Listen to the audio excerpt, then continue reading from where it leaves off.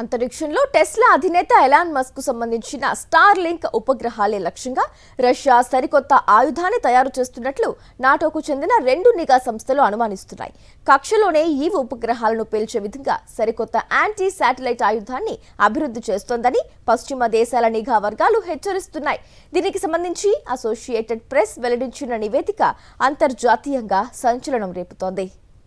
ఉక్రెయిన్పై Russia యుద్ధం కొత్త మలుపు తిరగనున్నట్లు నాటో ఇంటెలిజెన్స్ హెచ్చరికలు వెలుగులోకి వచ్చాయి.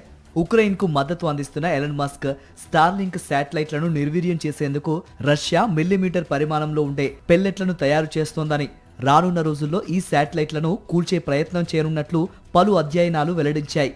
నాటోకు చెందిన 2 దేశాల గూఢచారి సంస్థలు రష్యా కొత్త యాంటీ శాటిలైట్ ఆయుధాన్ని అభివృద్ధి చేస్తోందని అనుమానం వ్యక్తం చేశాయి. ఈ ఆయుధం ఎలన్ మస్క్ స్టార్లింక్ ఉపగ్రహాలను లక్ష్యంగా చేసుకోవచ్చునని నివేదికలు చెబుతున్నాయి. జోన్ ఎఫెక్ట్ గా పేర్కొంటున్న ఈ విధానం కక్షలో మిల్లీమీటర్ పరిమాణంలో ఉన్న లోహపు కణాలను భారీగా విడుదల చేసి ఉపగ్రహాలను ఢీకొట్టేలా చేస్తుంది. దీంతో ఒకేసారి అనేక ఉపగ్రహాలు నిర్వీర్యం కావచ్చునని నిపుణులు హెచ్చరిస్తున్నారు. ప్రస్తుతం లో ఎర్త్ ఆర్బిట్ లో ఉన్న ఉపగ్రహాలలో స్టార్లింక్ వాటా చాలా గణనీయమైంది.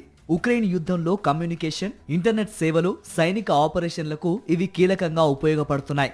స్టార్లింక్ ను నిర్వీర్యం చేయాలనే ప్రయత్నం జరిగితే అంతరిక్షంలో గందరగోళం పెరిగి ప్రపంచవ్యాప్తంగా ఉపగ్రహ వ్యవస్థలపై ప్రభావం పడే ప్రమాదం ఉందని నిపుణుల అంచనా.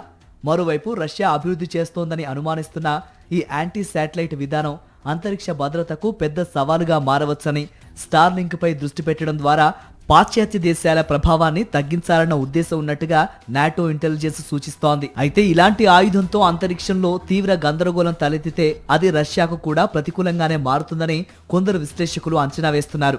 రష్యా, దాని మిత్రదేశం చైనా సహా ప్రపంచవ్యాప్తంగా పలు దేశాలు, అనేక కంపెనీలు తమ కమ్యూనికేషన్స్, రక్షణ అవసరాల కోసం వేలాది శాటిలైట్లపై ఆధారపడుతున్నాయి. అందువల్ల ఈ ఆయుధాన్ని మాస్కో వినియోగించకుండా అంతర్జాతీయ సమాజం నిరోధించే అవకాశాలున్నాయని అభిప్రాయపడుతున్నారు.